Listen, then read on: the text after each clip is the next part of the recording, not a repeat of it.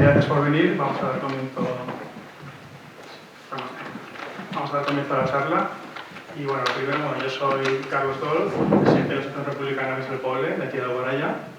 Y bueno, a mi derecha tenemos a Marta Martín, que es concejal por Esquerra Unida, aquí también en Alboraya. Y tenemos a Toni, de los Chicos Maíz. Y a mi izquierda tenemos a Kiko, el guerrillero, y a José Antonio, que es profesor de Historia y catedrático de Historia. Y bueno, principalmente van a hablar ellos, pero quería dar comienzo a esta charla que acababa sobre memoria histórica, y vamos a hablar también sobre cómo se ha manipulado y tergiversado el pasado y se sigue haciendo en el presente. Pero vamos a ver este recorrido histórico, ¿no? Y centrándonos sobre todo pues, en los guerrilleros, que al fin y al cabo pues, han podido ser vistos más como simples asesinos y bandoleros que como combatientes por la libertad. Y como un ejemplo de esto, pues voy a contar una anécdota que es de aquí mismo, de Alboraya. Y es que pues, mi abuela no vivió la guerra, pero sí que vivió la posguerra. Y ella me contaba, claro, cuando le comenté que aquí iba a venir y dije la palabra maqui, que ahora les comentaré a Kiko porque esa palabra está muy mal y no le gusta nada. Pero bueno, para que ella me entendiese, le dije que iba a venir un maqui, un guerrillero. Y ella me comentó que, claro, para ella, cuando era niña,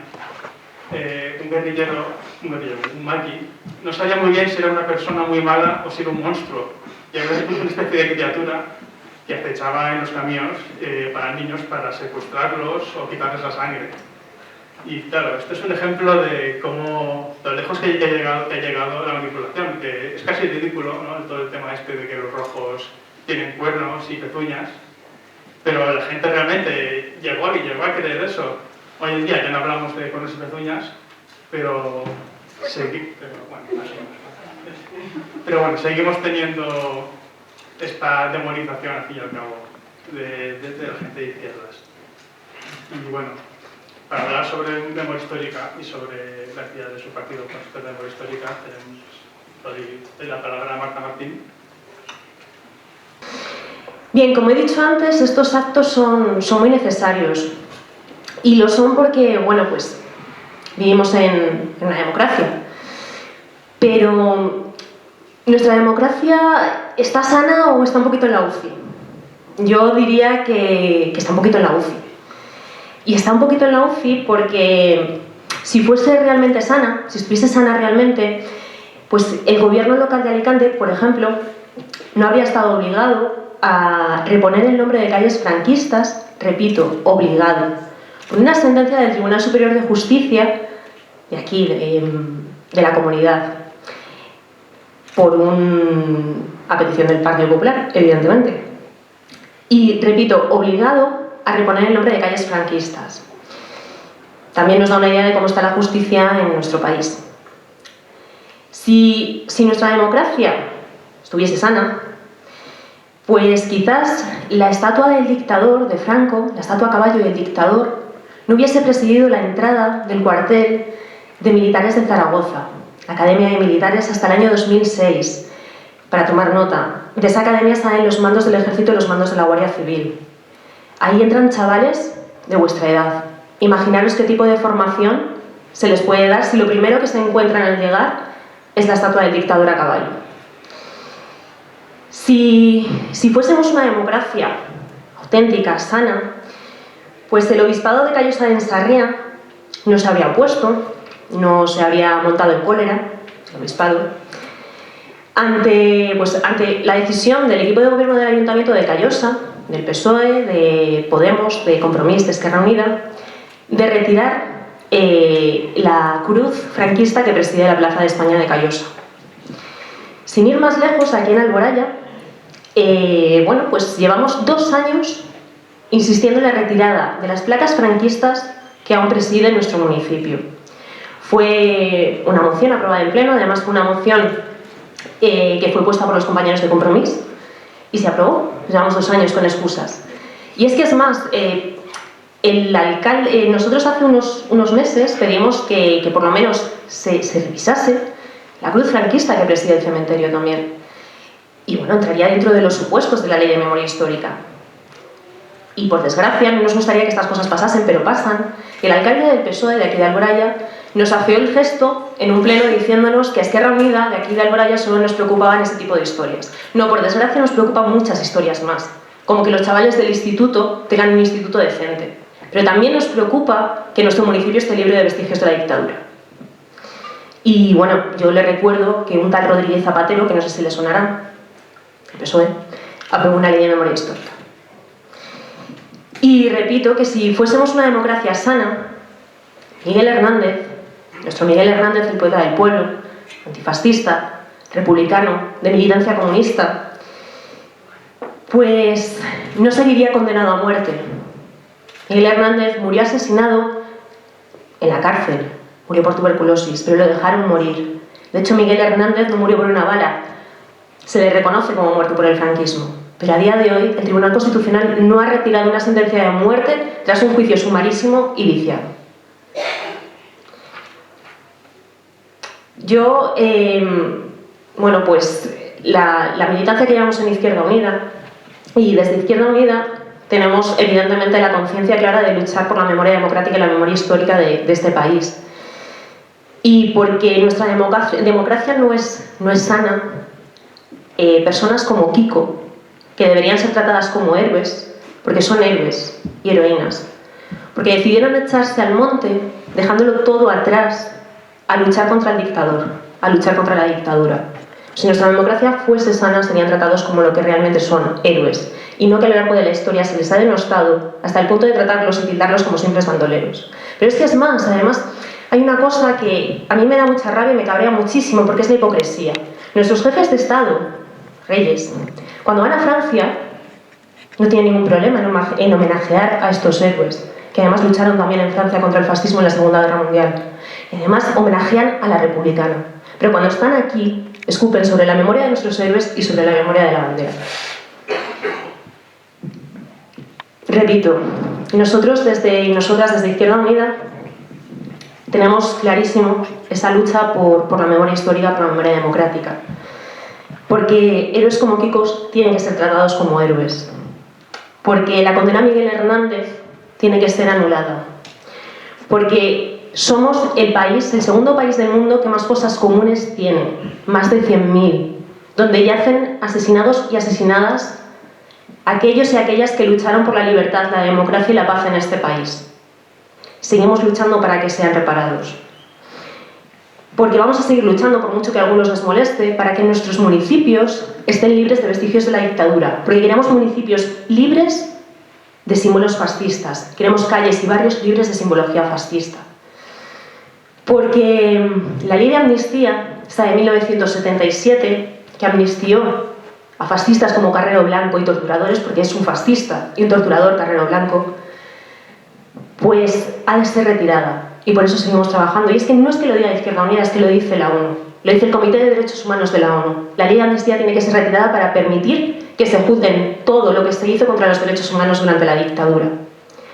Porque por esa ley, donde se amnistía a los torturadores, lo que tenemos es que, además, se condenan hoy en día a personas por hacer bromas en las redes sociales. Como para decir que nuestra democracia está sana. Y encima nos permitimos el lujo de dar lecciones de democracia a países que están a millones y millones de kilómetros. Es más, nosotros vamos a seguir trabajando y vamos a seguir luchando para conseguir una ley de memoria que no sea equidistante.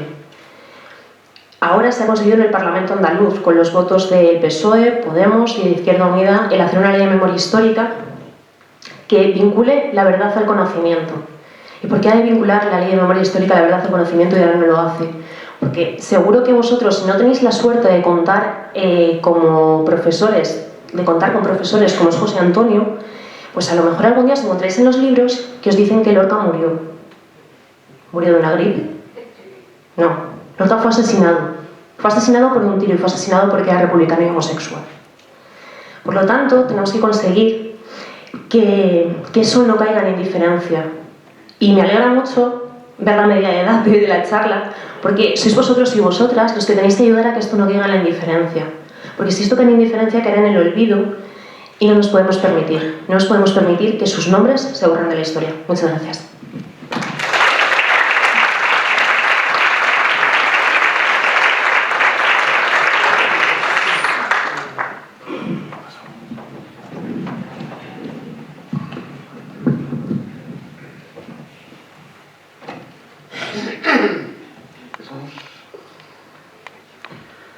pues lo primero agradecer a los organizadores y organizadoras del acto la invitación. Ellos y ellas saben que forma parte de mi actividad habitual profesional y política hablar de la memoria histórica.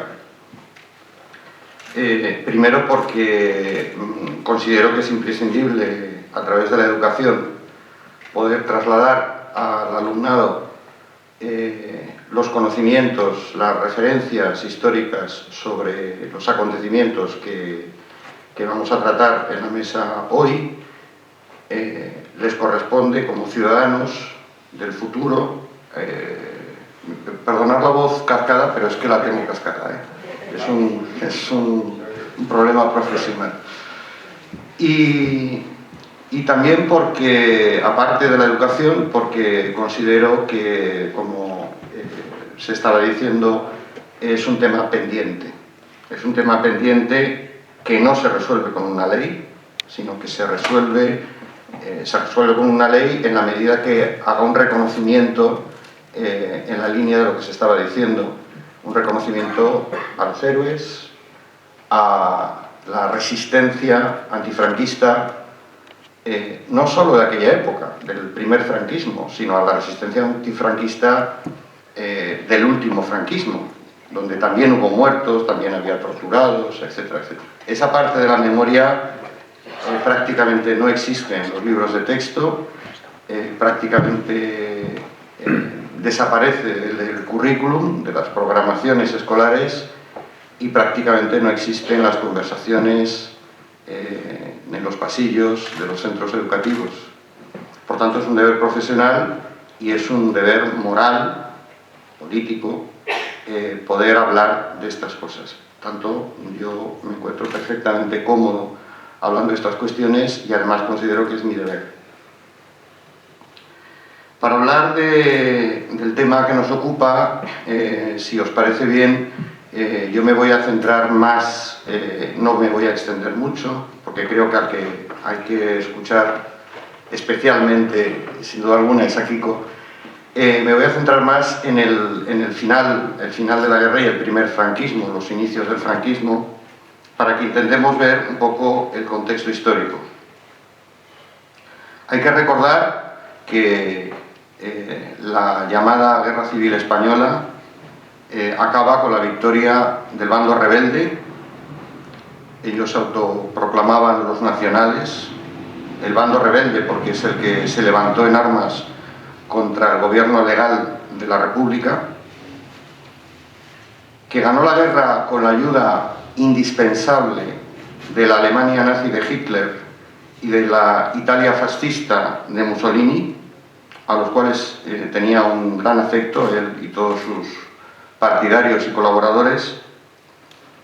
Y esto yo creo que marca un poco ese final de la guerra. Es una victoria militar, es una victoria por la fuerza, no por el convencimiento o no por el acuerdo.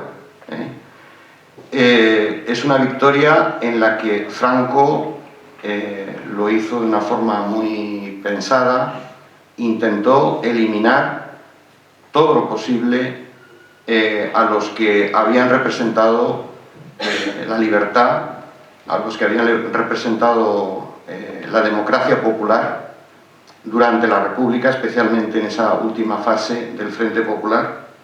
Intentó alargar la guerra todo lo posible para matar lo más posible, pero evidentemente no lo consiguió. Quedaba todavía mucha gente. Y esa va a ser la tarea que va a emprender inmediatamente después de finalizar la guerra. También ese final de la guerra hay que contextualizarla con la actitud timorata, miedosa de Francia y de la Gran Bretaña, que en ese momento están temiendo el enfrentamiento con los fascismos alemán e italiano. Francia e Inglaterra habían tenido una actitud absolutamente vergonzosa desde el momento que decidieron poner en marcha el Comité de No Intervención, bloqueando todo tipo de ayuda al gobierno legal de la República, dejando hacer, a pesar de lo cual, a Alemania, a Hitler y a Mussolini, que acabaron saliéndose del comité de no intervención y siguiendo aportando armas y hombres, ¿no?, y soldados a la parte franquista. Sin esa ayuda no habría ganado la guerra, habría sido otro el final. Y evidentemente Franco quedó muy agradecido. Quedó muy agradecido y estaba muy admirado, porque cuando estalla la Segunda Guerra Mundial, muy poco después, al principio, como todas y todos sabéis, las cosas a los fascismos les fue muy bien, les fue estupendamente bien en el terreno militar. Franco se quiso apuntar al bando de los que él creía que iban a ganar la guerra. Y por tanto, porque ideológicamente coincidía con ellos y porque era un oportunista redomado, él pensaba sacar tajada en la medida que pensaba que Hitler y Mussolini podían aportarle algún beneficio, que en este caso no viene al caso ahora comentarlo, pero él tenía sus pretensiones incluso coloniales en el Mediterráneo. Y por último, acaba la guerra con la bendición del Papa Pío XII. El Vaticano, desde muy pronto, reconoce al gobierno de Franco y inmediatamente después de la guerra, poco después, le manda a su embajador y al primado en España, el primado de Toledo en España, de forma que recibe el espaldarazo de esa Iglesia Católica que le había ayudado, la Iglesia Católica Española le había ayudado a ganar la guerra, y en este caso le daba un espaldarazo de carácter internacional con ese reconocimiento del Vaticano por parte de Franco. En estas condiciones, Franco representa un modelo totalitario fascista. Se ha debatido mucho sobre qué grado de fascismo, con qué características, pero en términos generales es evidente que totalitario porque implantó un régimen dictatorial, y fascista porque su referente, su modelo, era el modelo nazi y era el modelo fascista italiano. De hecho, en su primera etapa intentó ponerlo en marcha en la medida de lo posible, aunque no le salió muy bien. Era caudillista, extraordinariamente caudillista, a pesar de todas las familias que apoyaron el llamado movimiento nacional, la rebelión, que él manejó a su gusto. Hay que recordar la fusión de todos los grupos, especialmente los tradicionalistas, carlistas y falangistas, en un único partido, al poco tiempo de llegar a la jefatura de la rebelión. Era caudillista y por tanto era tremendamente proclive a imponer a todo el mundo, a sus correligionarios y por supuesto al resto, su voluntad. Y eso lo practicó, como sabéis, hasta prácticamente los últimos días de su vida. Los últimos fusilamientos los acaba firmando él poco antes de morir, independientemente de las opiniones diferentes que pudiera haber en sus círculos cercanos. Era unitarista, no concebía una España diversa, no concebía una España plural, y no concebía un Estado español en el que pudieran convivir pueblos, culturas, lenguas con fórmulas políticas acordadas y negociadas, y era tremendamente centralista porque, claro, no podía serlo de otra manera. Un dictador está obligado a ser tremendamente centralista. Era de forma casi paranoica, represivo. Su solución siempre era la represión. Jamás reconsiderar, pensar, negociar. La solución siempre, ante cualquier tipo de oposición, era la represiva, y la represiva extrema, como veréis ahora mismo. Y era un régimen donde, evidentemente, no había libertades democráticas, y por tanto el control de los medios de comunicación y de la cultura era una cuestión fundamental. Por cierto, control que en gran medida se lo cedió a la Iglesia Católica. Los resultados los voy a citar a grosso modo, porque hay mucho debate sobre esto, fruto de la poca investigación y de las malas condiciones en las que la investigación se sigue realizando sobre estos asuntos. Es decir, sigue existiendo un velo que no permite tener facilidad para acceder a los archivos, para poder investigar, para poder descubrir los crímenes del franquismo. Y esto hace que los datos, según los autores, varíen enormemente. Grosso modo, para que os hagáis una idea, la guerra generó aproximadamente 500.000 de víctimas. En un país que en 1940 tenía 26 millones, 500.000 de víctimas, 500.000 de muertos, grosso modo. Los presos en las cárceles franquistas, los exiliados, los niños que tuvieron que marcharse de España y rehacer sus vidas en el extranjero, en muchos países, 3.000 de ellos en la Unión Soviética, los desaparecidos, los desplazados, rondan en torno a los 850.000. Son datos terribles precisamente para la población que aproximadamente tenía, ya os he dicho, unos 26 millones en la España de aquella época. No voy a hacer un repaso detallado de las etapas franquistas. También, grosso modo, hay una primera etapa que coincide con la Segunda Guerra Mundial, hasta el 45. Hay una segunda etapa, es una etapa que se ha denominado, los libros, la historiografía lo denomina el nacional sindicalismo, porque es la época quizá más falangista. Hay una segunda época a partir de la Segunda Guerra Mundial, durante prácticamente la década de los 50, y hay una tercera etapa que sería la época del llamado desarrollismo, que comienza con los años 60. Y Franco fue cambiando y modulando sus recursos y sus maniobras para intentar mantenerse en el poder el máximo de tiempo posible y manejar esas familias políticas y económicas que lo apoyaron durante la guerra y después de la guerra.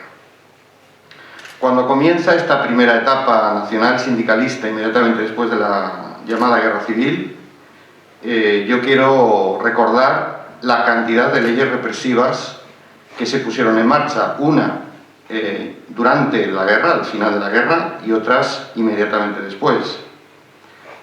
Una de ellas, lo acabamos de trabajar en clase en el instituto, la Ley de Responsabilidades Políticas, en la que tiene como curiosidad, por supuesto era una ley pensada para poder encarcelar o fusilar al máximo posible de partidarios de la República que habían quedado vivos. Era una ley de persecución, pero además era retroactiva.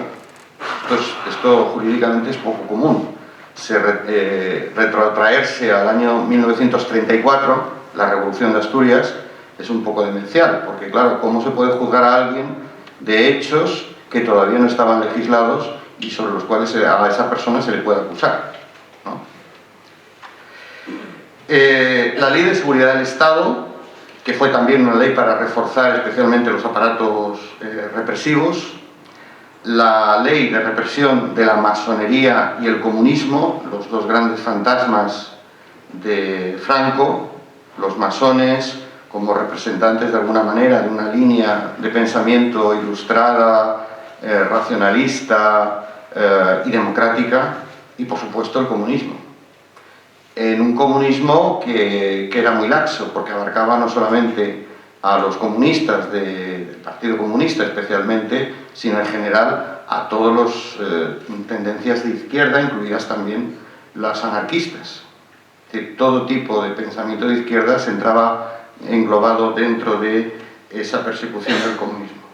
Y la Ley de Orden Público, que instaura un tipo de tribunales que tendríamos que soportar durante prácticamente todo el franquismo, hasta prácticamente cuando se murió, que fueron los tribunales de orden público, que eran tribunales de emergencia, con una estructura y con una manera de funcionar claramente paramilitar, ultra rápida, y que además estaban encargados de castigar de la manera más severa a los detenidos. ¿Qué España es la que se dibuja en este, los historiadores la llaman el primer franquismo, en esta primera etapa nacional sindicalista durante la Segunda Guerra Mundial y prácticamente hasta la firma de los acuerdos con los Estados Unidos y con el Vaticano, y luego finalmente la visita del presidente de Estados Unidos, Eisenhower? ¿Qué España es esta España de los 40 y de los 50, del principio de los 50? Es una España del chabolismo. España está destruida, está machacada por los bombardeos de los aviones italianos y alemanes. Los supervivientes tuvieron que malvivir, especialmente en las ciudades, con lo que había, y con lo que había era prácticamente escombros. Por tanto, el fenómeno de vivir de cualquier manera, yo lo he llamado chabolismo para hacernos una idea, fue generalizado. Es una España del racionamiento, la cartilla de racionamiento, porque había pocos recursos para poder subsistir, y eso hubo que racionarlo, pero claro, racionarlo no para los ricos, racionarlo para los pobres. Y hay que tener en cuenta que en este contexto de racionamiento apareció el extraperlo, el mercado negro que sobre esto queda mucho que investigar y mucha gente que tocar todavía, que darle su responsabilidad, su nombre y apellidos. Mucha gente del régimen se aprovechó de este extraperlo y era un poco el entramado fundamental de los que manejaban los hilos de la venta en ese mercado negro a precios desorbitados de productos básicos para que la gente pudiera mal comer. Y es una época de una carestía espectacular. Para que os hagáis una idea, los niveles de renta de una familia media española en 1965 todavía no habían recuperado el nivel de renta de 1930. Eso quiere decir que los salarios iban muy por debajo de los precios, y eso quiere decir que la carestía era un fenómeno generalizado que afectaba enormemente a las familias españolas. Es una época de escasez, es una época de trabajar de cualquier cosa, de cualquier manera, por lo que sea. Estoy refiriéndome al pueblo. Es una época, en definitiva, donde el aporte fundamental que el régimen franquista hizo ante esta situación socioeconómica que soportaba el pueblo vencido en la guerra, la única cosa que se le ocurrió brillante fue crear el auxilio social por parte de Falange. El auxilio social que ofrecía como algo benéfico algunos recursos, algunos alimentos a la población, fundamentalmente para que este fenómeno no se generalizara y que la gente no se muriera de hambre de manera general, ¿no?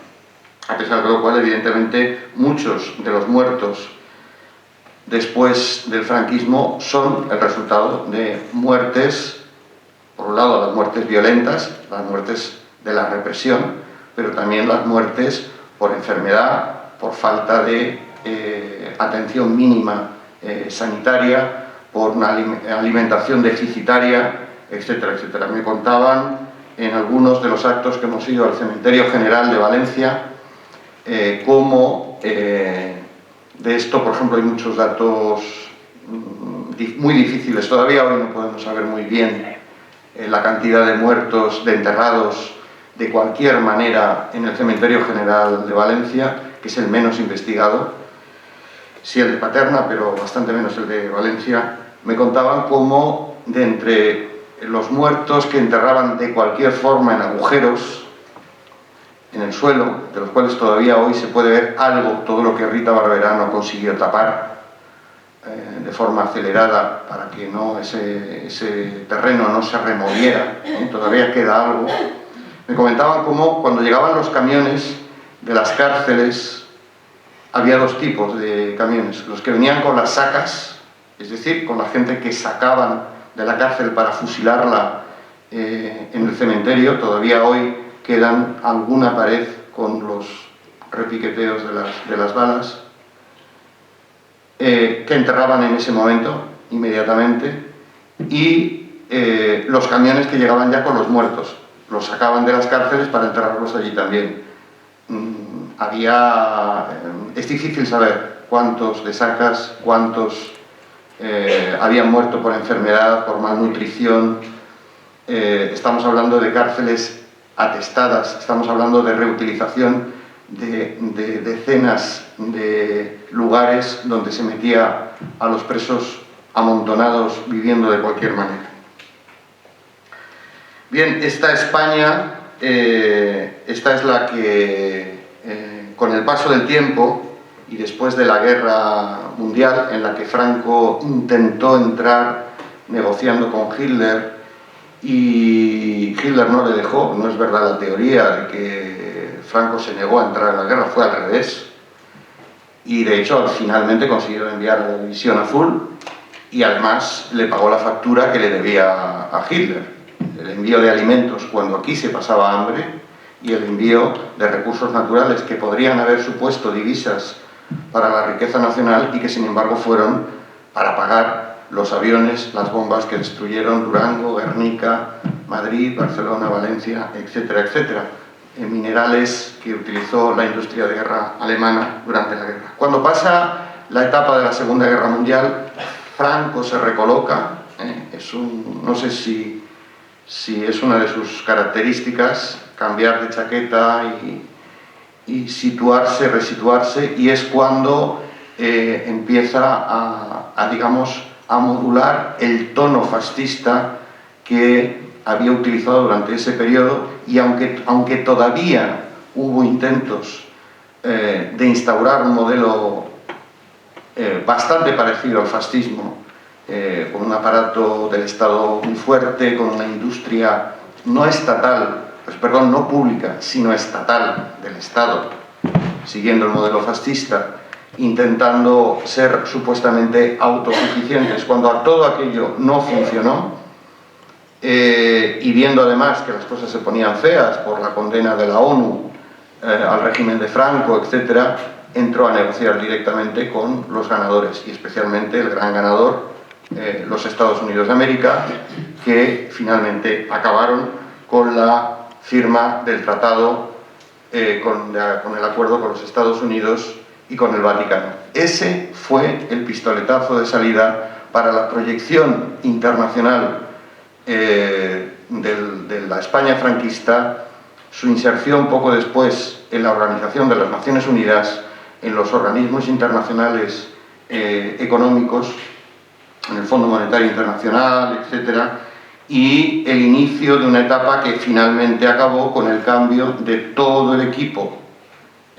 político, de tradicionalista y falangista, a un equipo político-económico mucho más pragmático y que conectara mejor con su alianza con el nuevo amo, con los Estados Unidos.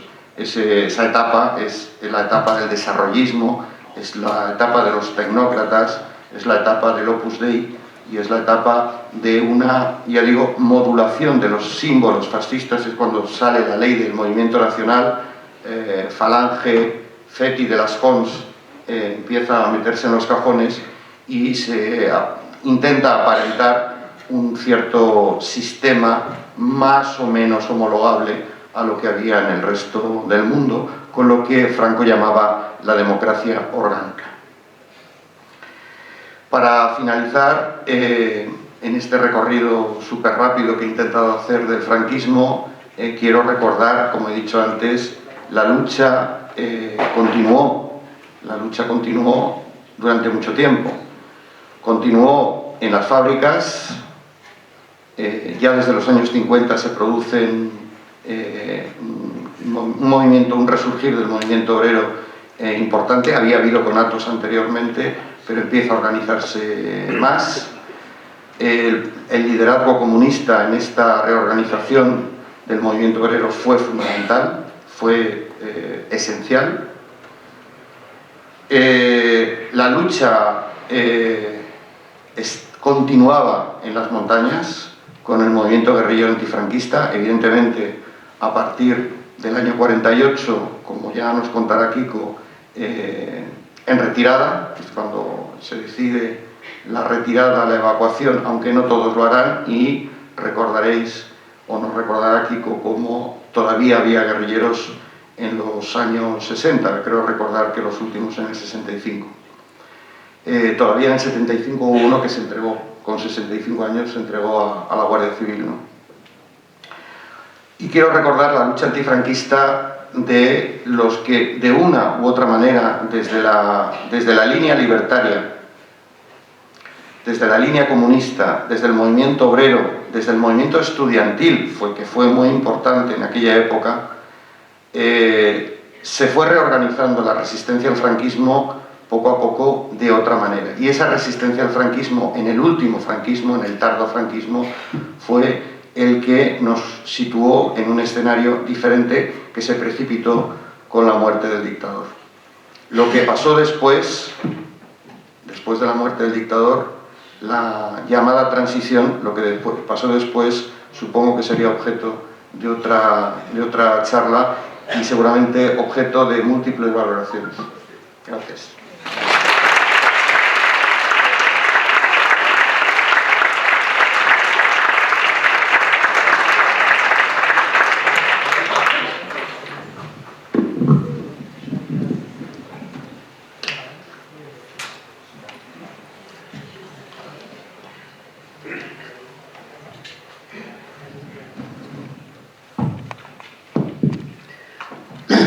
Muy bien, muchas gracias. Muchas gracias, Marta. Muchas gracias, profesor. Yo creo que lo que se ha expuesto aquí es suficientemente para dar después un apercibido cómo se ha vivido. Es lo que me toca.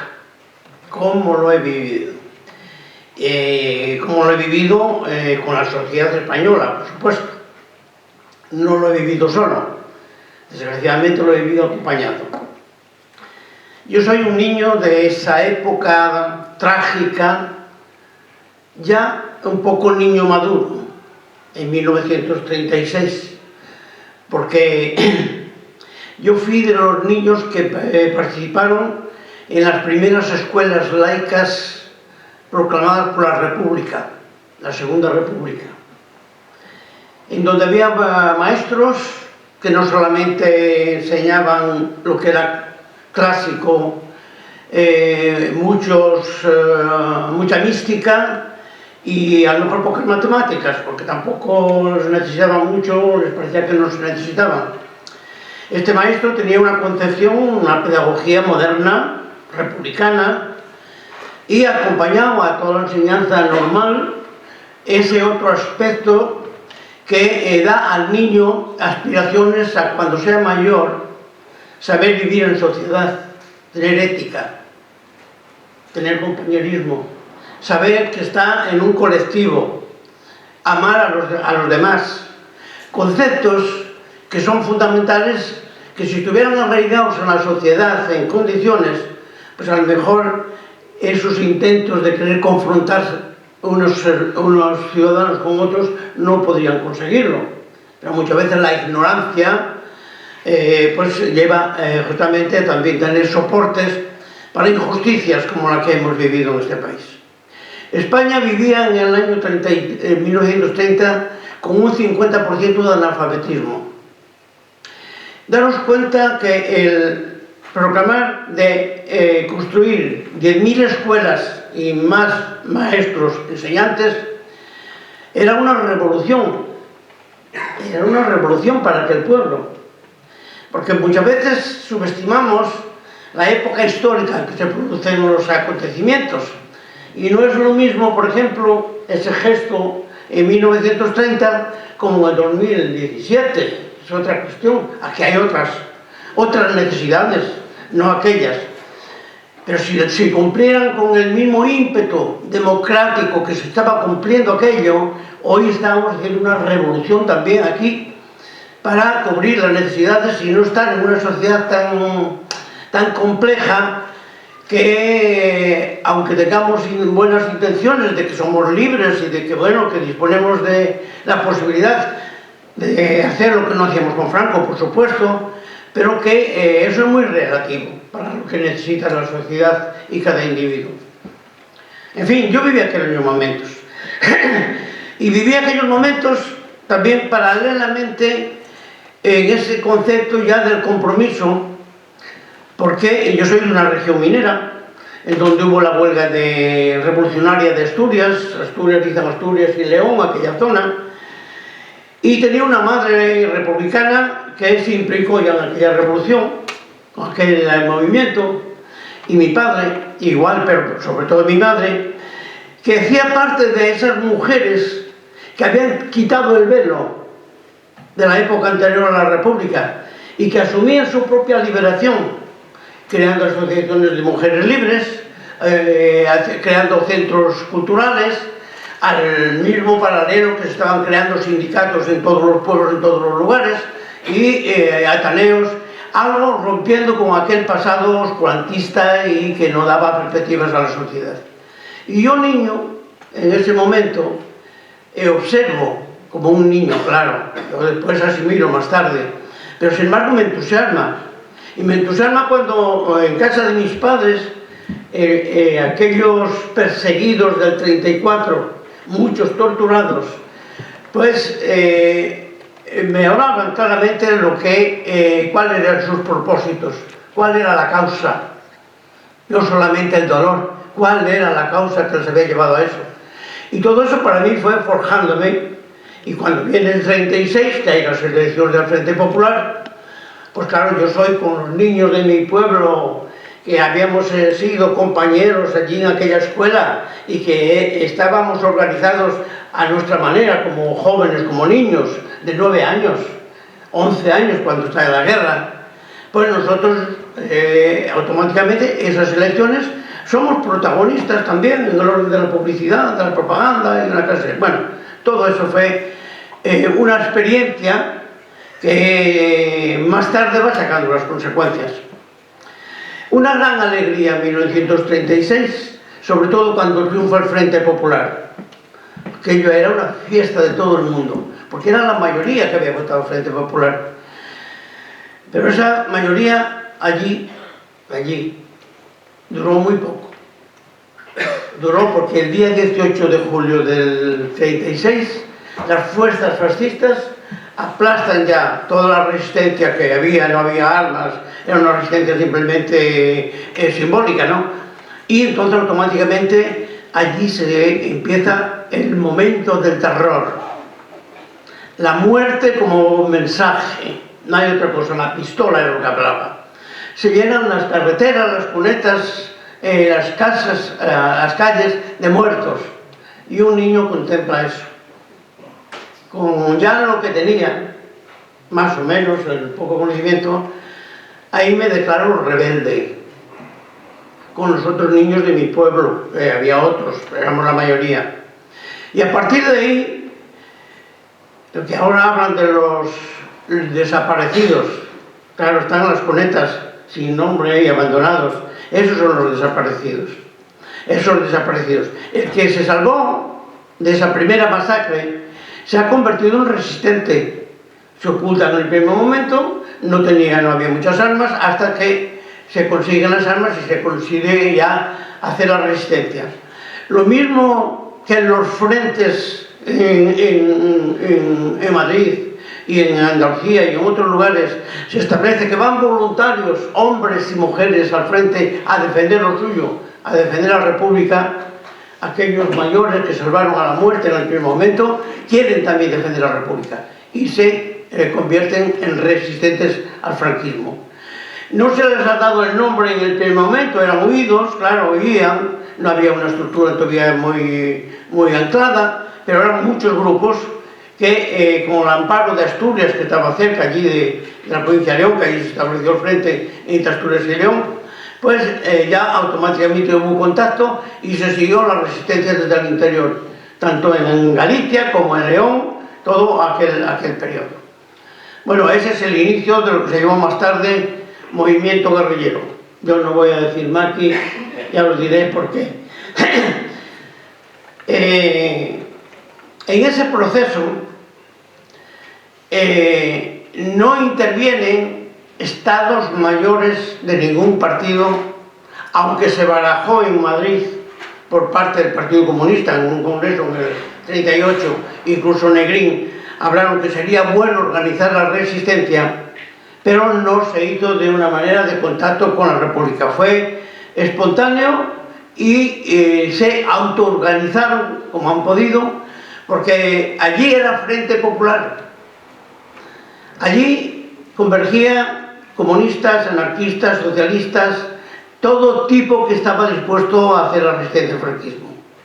Y así se constituye, por ejemplo, después de cierto tiempo ya había terminado la guerra aquí, que allí no había terminado.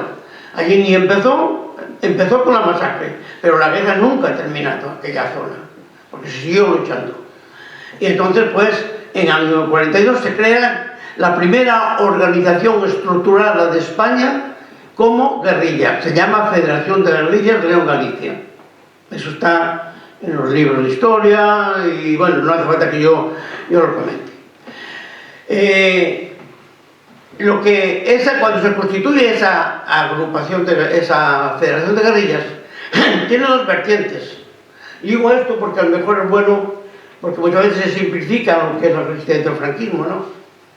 Además, sí, bastante. Y hay muchos tópicos, incluso en los libros de algunos historiadores, si no van al terreno en donde han sucedido los acontecimientos. En la estructura de esa guerrilla, que era una guerrilla autóctona, que habían estado protegidos por toda la vecindad, por todos los pueblos, por todos los republicanos, tiene dos vertientes. Una, el que no lleva las armas, que no está ilegal, que lo van a matar si se presenta, y el pueblo organizado de esa guerrilla. Por eso nosotros allí, en las guerrillas de Galicia y de León, no son guerrillas de la montaña, que siempre nos ven en la montaña, se nos ven en el monte, porque no se ha hecho la historia oral en las buenas condiciones que había que hacerlas, y la versión franquista pues perdura cuando no hay un análisis científico sobre la historia del siglo XX. No solamente la guerrilla, los otros aspectos también. Decía el profesor, los libros de texto no dan una versión fidedigna de las verdades, porque las han ocultado, o las siguen ocultando, de lo que se había pasado y por qué, las causas. Pues esa es la situación, por ejemplo, mi propia. Yo vivo todo ese proceso. Yo pertenezco desde 15 años a los servicios de información republicana, los que teníamos una estructura dirigida por el movimiento clandestino, que eran los guerrilleros que llevaban las armas, fundamentalmente, y nosotros hacíamos las operaciones que se nos encomendaban como unos guerrilleros más. Hacer la propaganda, llevar armas de una parte a de otra, enseñarles el camino si alguno no sabía por los lugares, y en cada pueblo había un colectivo de guerrillas del llano que llamamos Servicios de Información Republicana.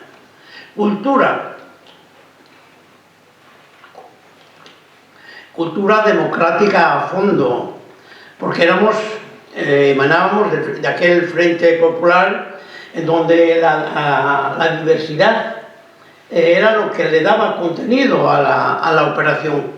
Cualquier ciudadano republicano o anarquista o socialista se identificaba con ese movimiento. Y entonces era la sociedad. Yo le digo, cuando yo hablo de las guerrillas de allá, digo movimiento guerrillero.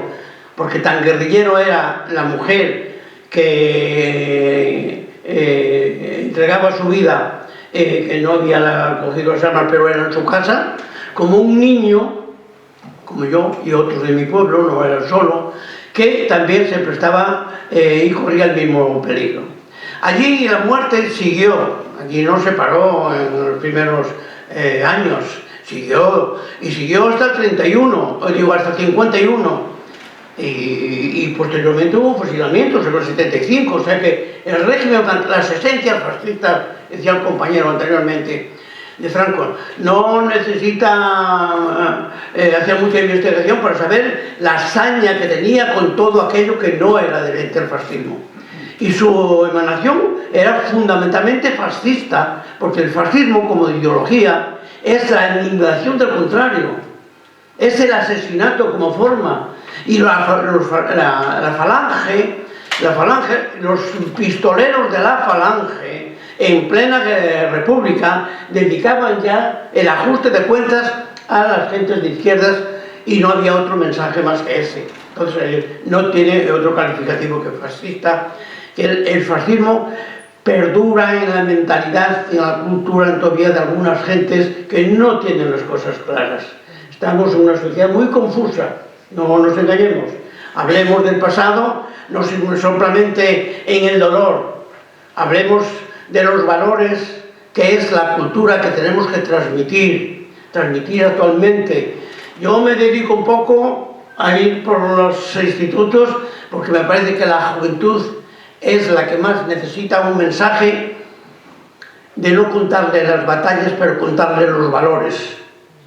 Contarles que con Franco se acabó aquel entusiasmo de que todo el mundo iba a tener derecho a la escuela, porque yo no tuve más escuela no tuve más clases desde que Franco puso las botas o sus ejércitos por allí, eso ya no hubo más. Pero en la tierra para quien la trabaja, que era hacer de la agricultura española una agricultura moderna y estar como los otros países modernos con una producción en condiciones que no fuera la producción del hambre y donde dejan, por ejemplo, sin trabajar los propietarios de las tierras mientras los campesinos se mueren de hambre, eso también es una revolución. A lo mejor hoy no se ve con la misma perspectiva, ya estamos en la Comunidad Europea, ya la mundialización de la economía no tiene los mismos imperativos. En 1936 era fundamental para elevar nuestro país a un país rico y próspero. Y que dice eso, dice la industria. Otro aspecto de la República que también es bueno que los jóvenes lo conozcan, es como aquella intelectualidad que llaman la generación del 27, salieron por los pueblos con caravanas a llevar cultura, que llaman las misiones pedagógicas.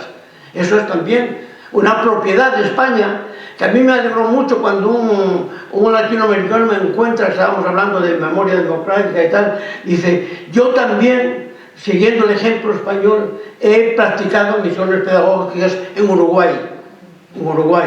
Me alegró mucho. Y esa debe ser nuestra identidad, los valores. Aquel pasado que no puede interpretarse de la misma manera que de aquella, estamos ya 80 años más tarde, pero sí conocerlo, porque tenemos que pensar también ser creativos.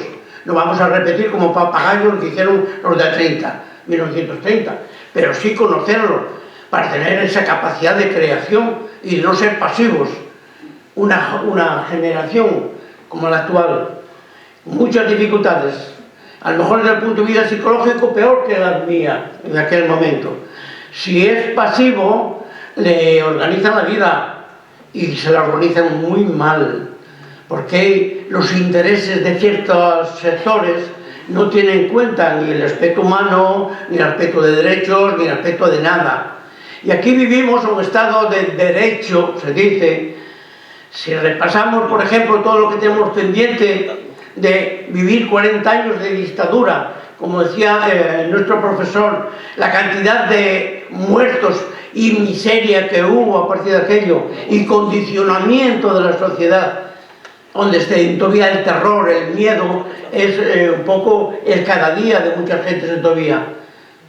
Si tienen miedo es que hay un complejo de personalidad.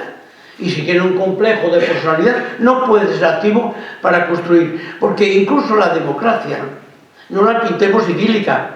La democracia es lo que seamos capaces de construir. Si la construimos bien, será una democracia, y si la construimos todos, será la democracia de todos. Y no será la democracia solamente de alguien que se ostenta la dirección del Estado o la dirección de ciertas instituciones y te la regulan como les parece la democracia. La democracia regulada. ¿Qué es eso? No. La libertad del individuo, el centro de la atención de la sociedad como elemento principal, la libertad de la persona, es lo fundamental, porque la persona es un ente creador de todo lo que tenemos en la sociedad. Y eso es un poco lo que yo guardo de aquella época e insisto en los valores que pueden permitir una reflexión mayor y, en fin, y conocer las deudas que tienen los que nos gobiernan, porque es un obstáculo. Aquí en la Comunidad Valenciana ahora, ayer salió en el boletín oficial el proyecto para una ley democrática de reparación y de conocimiento del pasado. Ayer mismo, en Andalucía, ya salió el otro día. Yo llevo 30 años en una asociación, 30 años, Archivo Guerra y Exilio, reivindicando que España necesita al menos conocer su pasado y regular su democracia a través de sacar los juicios de valor sobre el pasado. Todos fueron obstáculos. Ahora, después de una cantidad de asociaciones memorísticas que se han creado, bueno, hay una alerta. Ojalá se haga. Yo no soy muy optimista. No soy muy optimista porque siempre nos pondrán artículos que son incompatibles con el propio Estado de Derecho. Aquí se han violado los derechos humanos, cerca de 1 millón de muertos, las torturas permanentes, asesinatos colectivos. Eso se llama crímenes de lesa humanidad. Según una ley internacional, la ley jurídica, los crímenes de lesa humanidad hay que juzgarlos. No prescriben, hay que juzgarlos. Llevamos 30 años de democracia y aquí los que han utilizado la pistola del crimen a lo mejor están en algún ministerio o están en el poder, por supuesto, porque están en el poder, porque la transición no les ha quitado ningún poder, se quedaron con las riquezas que habían apañado durante el franquismo y se han quedado también las instituciones que más o menos tienen el poder de decisión a la hora de la verdad. O sea que aquí no se aplicó el Estado de Derecho. Es mentira, no hay Estado de Derecho. Y automáticamente hay una cláusula en la Constitución del 78, mejor dicho, unos acuerdos del 77, que le llaman la ley de amnistía. Un fraude, un verdadero fraude democrático. Cuando se establece la libertad de los partidos políticos en el año 77 y de los sindicatos, los compañeros que por hacer una huelga o por estar en un sindicato están en la cárcel no habían cometido ningún delito, no necesitan amnistiarlos. No necesita quién amnistiar. Yo, condenado a muerte, por ejemplo, en el momento que no se condena mi acción en la Constitución, yo debo ser una persona libre. Yo no necesito que nadie me dé la amnistía ni me perdone si no era culpable de nada. Pero sí, los había culpables, y los culpables eran los que tenían el régimen franquista, que habían asesinado en masa por decretos institucionales. Y los juicios humanísimos que se hicieron, lo de Paterna, lo de Valencia y lo de miles de lugares de España, esos juicios humanísimos había que ilegalizarlos. No habían cometido nada. no habían cometido ningún delito. Entonces fue justamente por concepción fascista. Y sin embargo, en nuestra Constitución no se les ha ilegalizado esos juicios sumarísimos. Y esos desaparecidos, que algunos se ponen muy nerviosos pensando dejar a los muertos tranquilos. Claro, los de ellos murieron en la cama, murieron tranquilos. Y los que aún quedan también quieren morir tranquilos, que al fin y al cabo nadie les va a hacer lo que ellos hicieron. Nadie va a asesinar a nadie. No está comprendido incluso fusilar a nadie. La pena de muerte se ha anulado. Entonces, den cuenta, señores, den cuenta de un sistema que era negativo para la sociedad española. No tanto las personas, sino el propio sistema. Y esos elementos, yo pienso, que son los que yo he defendido en la guerrilla. Lo he defendido cuando estuve en el exilio. Cuando he venido del exilio me tuve que enganchar a una asociación o crear asociaciones justamente para este tema, porque desgraciadamente las instituciones han pasado al lado del problema. Así de claro, han pasado al lado del problema. Y bueno, ¿cómo se atreven a decir que son nuestros representantes? ¿Representantes? Pues no de todos los españoles, no de toda la ciudadanía. En fin, esa es la propia situación que yo pienso que es lo más importante a retener. Yo estuve con el colectivo que sufrió aquellas consecuencias, como os dije anteriormente, estando organizado ya y organizado como comunista ya en el primer momento, porque bueno, había compañeros socialistas también, pero la juventud, en mi edad, la tendencia era de mirar hacia el este, ¿qué quieres? Porque hay mucha subjetividad, hay mucha imaginación, todo lo imaginario. Y también pues lo pintaban mucho de color rosas, todo era perfecto. Mientras eres joven, después te das cuenta que no, que las cosas no son tan fáciles. Pero bueno, es una opción. Pero eso te permite crear una cultura a partir de ahí. Mi cultura es una cultura comunista, pero comunista crítico. Ahora más que antes, Ahora más crítico porque los defectos no me van con las siglas del partido. Y los comunistas son personas. Y pueden tener un error, como cualquiera, incapacidad no solamente de expresar, de comportarse, aunque se exprese bien en la teoría, de comportarse como un ciudadano que piensa en lo colectivo, en lo comunista. Yo viví el comunismo con mis compañeros, 4 años, yo viví en colectividad. Y me parece que es un ejercicio que te da una dimensión personal mucho más allá. No estás solo, estás con los demás. Y eso es también un descanso desde el punto de vista de la perspectiva. Cuando hay una batalla, aquella era una batalla violenta, armada, no es lo mismo estar solo que llevar contigo un contingente de gente probada, gente fiel. No era lo mismo. Pero cuando das una batalla política y te marcas un proyecto, un programa, no puedes ir cada uno por una parte, porque si no hay cohesión, ese proyecto está comprometido. Y lo que hace falta es tener capacidad de qué proyectos hacemos. Proyectos al alcance de la sociedad. No proyectos idílicos que solo se quedan en el deseo.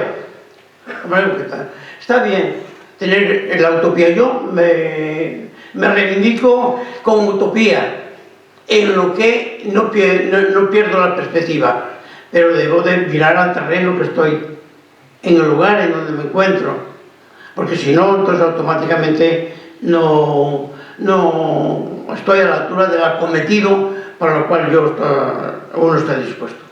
En fin, yo no voy a ir mucho más allá, porque el tema de la lucha armada, que es complejo, yo escribí un libro por necesidad, porque yo no soy ni escritor ni tenía conocimiento para ello, porque no estaba conforme con la versión que algunos historiadores daban de la guerrilla. Y quise señalar cómo lo he vivido. Se llama Guerrillero contra Franco, no me lo quisieron editar aquí, me lo editaron en Francia, luego después lo editaron aquí, en Galicia, en fin, tuvo un recorrido. Cuando ya hice la experiencia de que aquella ilusión que yo volví a España pensando que verdaderamente que la democracia tenía contenidos reales y que en nuestro caso, el mío, yo era uno de los supervivientes, yo no tenía mucho que reclamar, pero que reconocieran que mis compañeros que habían muerto con aquel entusiasmo porque España fuera libre, no eran bandoleros. Y lo primero que tenía que hacer es depurar los archivos en los que estamos como bandoleros. Que aquellas mujeres que habían muerto en la tortura, que he conocido varias, que no eran las amantes de los bandoleros, o que aquellas otras compañeras que murieron en combate, que nosotros hemos tenido bastantes mujeres en nuestras guerrillas allí de la parte del oeste, pues no eran menos que era un hombre, que ellas habían conquistado la igualdad de derechos, la igualdad en la rebeldía, claro, la igualdad de derechos perseguidas y muriendo como murieron los compañeros en el combate. Y todo eso no está reconocido. Y cuando se habla ahora de los derechos de la mujer, la igualdad de la mujer, todavía hay dificultades a comprenderlo, porque si no se comprende la historia en donde la mujer no ha sido una heroína como los hombres no fueron héroes tampoco, estuvieron con ese pueblo que aspiraba a la igualdad, a la libertad, y entonces lo practicaban, y eso hay que conocerlo. Por eso yo digo que esas versiones que se dan deformadas de lo que ha sido un movimiento que desgraciadamente era con las armas porque no había otras vías, pero tampoco es una pasión el problema de la confrontación armada, no es una pasión. Cuando alguien tiene un conocimiento de la transformación de la sociedad, es con la sociedad misma que hay que hacer la transformación y no es contra una parte de la sociedad, como nos obligaron a hacerlo. Porque mucha gente, incluso que se declaró nuestro enemigo, en esos momentos, era víctima del mismo sistema que éramos los demás. Lo que pasa es que no lo comprendía.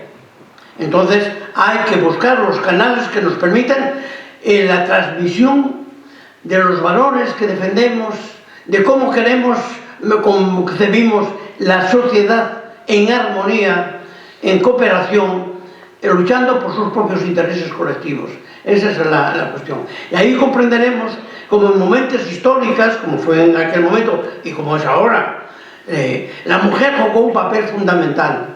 Y cuando yo digo que nosotros no hemos sido una guerrilla de la montaña, ni de la sierra, como decían en Andalucía, pues el papel fundamental de la guerrilla, y yo lo digo, y ya se reconoce en algunos escritos, era la mujer. La mujer ha jugado el papel fundamental de la resistencia en toda aquella región del noroeste.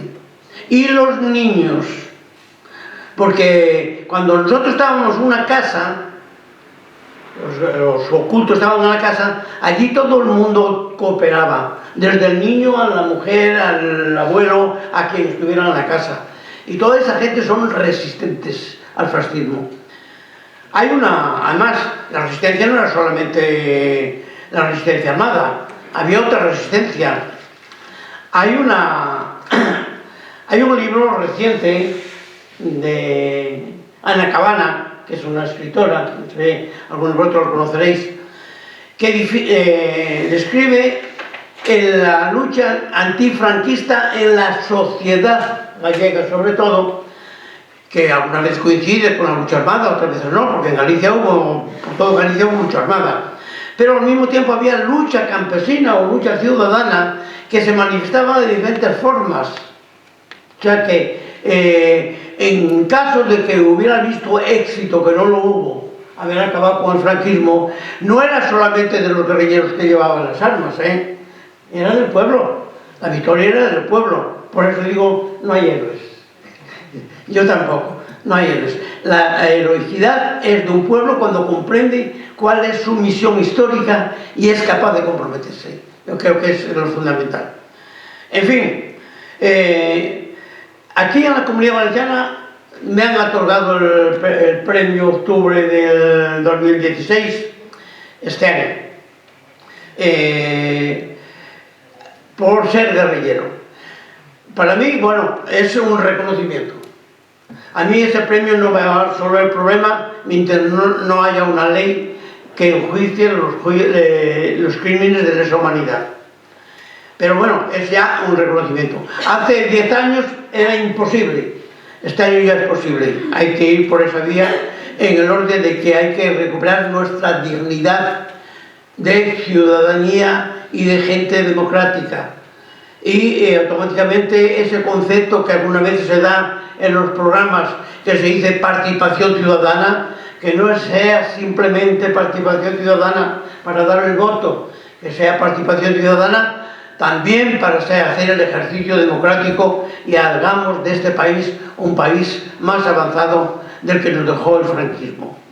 Y sobre temas de detalles, que haya debate y pues, si podemos responder, respondemos. Muchas gracias.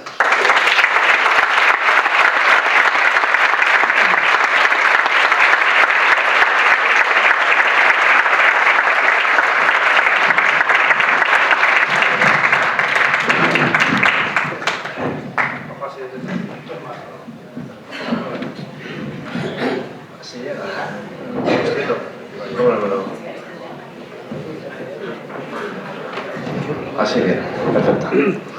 Buenas tardes, es la verdad un papelón hablar después de Kiko, esto solo puede ir para abajo, pero bueno, intentaré hacer lo mejor posible. Lo primero, dar un poco las gracias protocolarias a Esquerra Unida de Alboraya por invitarme, principalmente a Marta, que fue quien me escribió que pensaba que era una buena idea que yo participara como ponente en esta charla, espero no defraudarte. Y sobre todo quiero dar las gracias a todos, y no lo digo por decir, de verdad, a todos y todas las personas que habéis venido hoy hasta aquí, porque creo que sois parte fundamental de que sigan existiendo este tipo de actos y este tipo de encuentros, porque venimos a hablar de la memoria, que aunque entendemos la memoria a lo mejor como algo individual, como algo personal, cuando hablamos de memoria histórica estamos hablando de algo colectivo. Y cuando nos quieren robar la memoria o quieren distorsionarla, como es el caso de la memoria republicana o de la memoria de izquierdas, recordar el nombre y recordar los hechos de todas esas personas que dieron su vida por lograr una patria más digna es incluso un acto de resistencia. Y por eso principalmente quiero daros las gracias a todos y todas vosotras porque hacéis posible que estos actos sigan existiendo y daros las gracias porque estáis resistiendo a que nos roben nuestro pasado.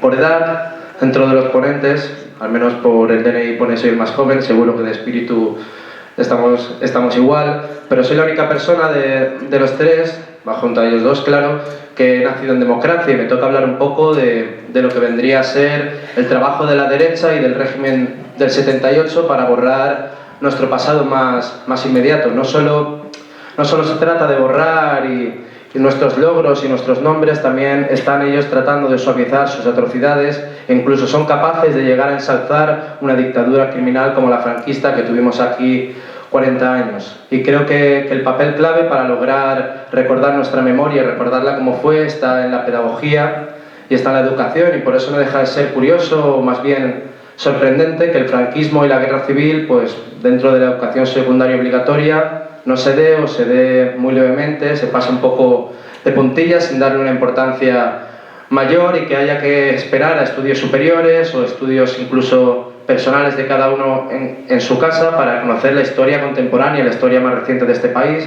Luego te hacen aprenderte el nombre de todos los reyes godos de memoria, pero no te están enseñando lo que pasó hace apenas 50, 60 años, lo que pasó en el siglo XX.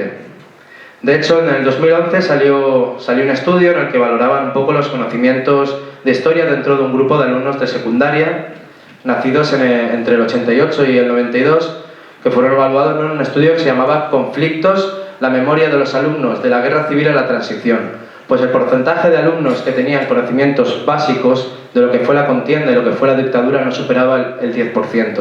Y de hecho hasta un 20% afirmaba que no tenía ningún interés por lo que había sucedido. Es decir, solo 1 de cada 10 alumnos sabían conocimientos básicos, ni siquiera profundos, de lo que había sido la dictadura y de lo que había sido la guerra civil. Pero bueno, tampoco con esto quiero echar ni mucho menos la culpa a los alumnos. No me parecen bien esos programas, como ha salido alguno, incluso el intermedio, ¿no? Esto que iba como a preguntar a la gente joven, ¿no? ¿Y cuántas elecciones ganó Franco? ¿Cuántos años duró la dictadura? Que lo hacían un poco medio en mofa, porque yo creo que tampoco es culpa de ellos, ¿no? Sino la culpa, al fin y al cabo, es de un sistema educativo que está implantado, que está impulsado por los ganadores de aquella guerra civil y por los que estuvieron 40 años de dictadura, y por un sistema educativo que está educando, valga la redundancia, en el olvido y educando en el engaño. Y existen muchos casos curiosos. Antes comentaba Marta que, bueno, de Federico García Lorca, que se hizo famoso hace un tiempo ya, en un libro de lengua para niños de la editorial Amaya, decía lo siguiente: poco después de terminar su última obra de teatro, La casa de Bernarda Alba, Federico García Lorca murió cerca de su pueblo durante la Guerra de España. Murió, no sabemos si de viejo, si tuvo una enfermedad. Pues claro que murió, porque lo normal cuando te fusilan es que mueras. Y de hecho fue fusilado por rojo y fue fusilado por homosexual. En el mismo libro, unas páginas más adelante, sobre Antonio Machado, también cito textualmente, decía: Antonio Machado, pasados unos años, se fue a Francia con su familia y allí vivió hasta su muerte.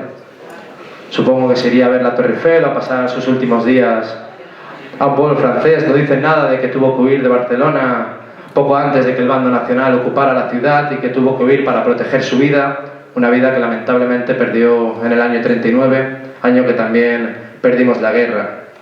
Seguramente hay muchas personas que digan que no es necesario, que es un poco incluso cruel, que en un libro destinado para niños se hablen de fusilamientos o se hable de exilio, pero si no se habla de esa parte de Machado y no se habla de esa parte de Lorca, se está obviando algo importante de su vida, algo imprescindible, como era su ideología, como era su lucha, como era su militancia. Se está mal informando y al final es imposible entender quiénes fueron ellos dos, obviando su final. Pero sobre todo lo que se busca de ese modo es desinformar sobre quiénes fueron sus verdugos, y eso es la parte importante, que buscan que no se diga quién fue el que mató a esas dos personas. Y es que por desgracia, ¿no?, la historia siempre las cuentan los que ganan, y por desgracia pues perdimos.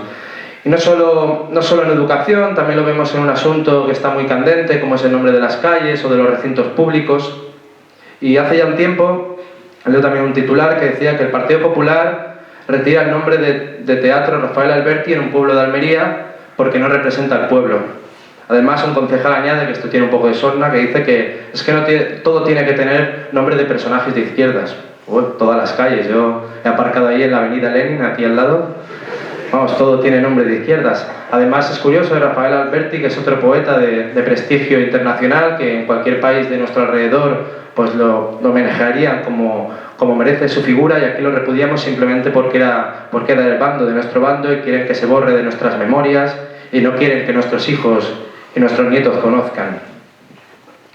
Pero bueno, es lo que dicen que no había que tener muchos nombres con cosas de izquierdas, pero vemos como por desgracia siguen existiendo avenidas, siguen existiendo calles, siguen existiendo bustos, siguen existiendo monumentos a personajes de la dictadura franquista. Y de hecho, sin ir más lejos, hasta hace apenas unos 5 años, creo que en 2012 fue, Francisco Franco era alcalde honorífico de la ciudad de Valencia. O sea, hasta el 2012, o sea, ya pasados muchos años después de que terminara el franquismo, en un país supuestamente democrático, pues era el alcalde honorífico de la tercera ciudad más grande del Estado español, como es Valencia. Y mientras, pues artistas de reconocido prestigio valencianos como Josep Renau, que han sido repudiados aquí en su tierra, ni siquiera tienen una sola calle con su nombre en la ciudad de Valencia. Y mira, si hay calles, que seguramente hay calles a personas, o no sé, calles a ciudades, a pueblos, pues no existe ninguna con su nombre, mientras sí que existen 60 calles todavía con nombres franquistas. Y por qué no hablar de Madrid, que sí que ya tiene incluso unas 200 calles, y así muchas ciudades más. Como comentaba la compañera, lo vimos hace poco en Alicante, que el gobierno integrado por PSOE, Compromís y Guanyar, siguiendo la ley de memoria histórica, no era ni siquiera un capricho de llego aquí mando yo y hago lo que quiero, estaban siguiendo una ley. Pues retirar el nombre de las calles franquistas por nombres más acordes a lo que vendría a ser un país democrático del siglo XXI, pero el Partido Popular recurrió ante el juez, el cual le dio la razón, y entonces tenían que volver a poner las calles. Y existe una imagen muy simbólica, que era la que ilustraba la mayoría de las noticias, y era como salían unos operarios quitando la placa de una plaza que había pasado a llamarse Plaza de Igualdad y volvían a poner Plaza de la División Azul. Es decir, volvían a llamar a una plaza como una unidad de infantería que luchó junto a los nazis. Y no solo teníamos una plaza con ese nombre en el año 2017, que bueno, dices, bueno, viene de antes, se puede cambiar, sino que en el momento que se cambia, el partido que está gobernando en el país reclama ante un juez, el cual cede y dice que se vuelve a llamar Plaza de División Azul. Pero bueno, son cosas democráticas. Otro caso está, como también había comentado ella, lo que tiene a hablar el último, que al final ya te han chafado todos los temas, está el tema de los chistes de Carrero Blanco, que ahora parece que resulta que no nos podemos reír de la muerte de un criminal como es... Un segundo, que estoy un poco constipado. Fotos a esto. Pues no, que no podemos reírnos de Carrero Blanco y dicen como excusa que es un menosprecio a las víctimas del terrorismo. Yo creo que el menosprecio a las víctimas del terrorismo es incluir a un criminal como Carrero Blanco en la lista de esas víctimas. Además evidencia esto de que no existe una ruptura entre la dictadura y la democracia, porque matar a Carrero Blanco, que era un cómplice de asesinato, era cómplice de torturas, era cómplice de represión, lo mataran como lo mataran, lo matara quien lo matara y del modo que fuera, no se puede considerar nunca un asesinato. Y mucho menos puede decidir un juez si tú tienes que sentir pena por ese asesinato, porque al final lo que están juzgando son tus sentimientos y al final lo que están haciendo es un juicio, o están juzgando delitos de opinión. Se supone que eso en una democracia pues no debería pasar. Y por comentar un caso más reciente, que fue el que pasó ayer, que salió una noticia de que un juez admitía a trámite una querella contra el Gran Wyoming y Dani Mateo por hacer chistes sobre el Valle de los Caídos. Es decir, no solo tenemos un mausoleo como homenaje a un dictador construido por esclavos republicanos, sino que todavía en el 2017 no podemos hacer chistes sobre él. Un mausoleo en el cual encima siguen los restos de Franco y de Primo de Rivera por orden del Tribunal Supremo, que decide que sigan ahí porque ellos lo mandan. Y eso es lo que sucede cuando los poderes del Estado, pues un día, allá por el 75, se acostaron apoyando una dictadura, se despertaron y dijeron, ¿qué demócratas somos?, ¿no? Ya salieron demócratas por la mañana y cuando no existe esa ruptura, pues finalmente lo que existe es una línea continuista, existe un franquismo sociológico en todas esas personas que al final son las que dictan las leyes y dictan las normas que nos reprimen y que deciden sobre nuestras libertades, tanto colectivas como individuales.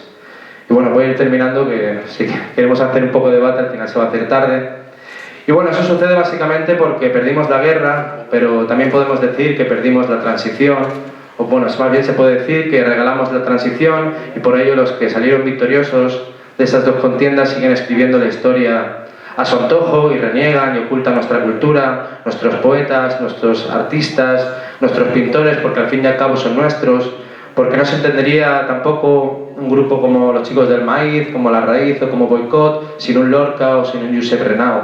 Y por eso no debemos dejar que los borren de la historia, por ello hay que reivindicarlos en canciones, en charlas como estas y en todos los lugares posibles. Y no solo a sus artistas y a personas de renombre, también a todas esas personas anónimas que dieron su vida por la República y que dieron su vida luchando contra el franquismo, porque su compromiso fue lo que nos dejaron en herencia y sería otra derrota y una deshonra permitir que se borren sus ideas y sus compromisos de los libros y de las memorias de las nuevas generaciones. Tenemos la responsabilidad de que esos nombres y de que esos hechos no caigan en el olvido, que sigan vivos en los libros y sobre todo que sigan vivos en nuestras memorias. Y por eso la memoria, que es de lo que hablamos, no solo es una facultad psíquica, como dice la Real Academia de la Lengua, sino que es un acto de resistencia.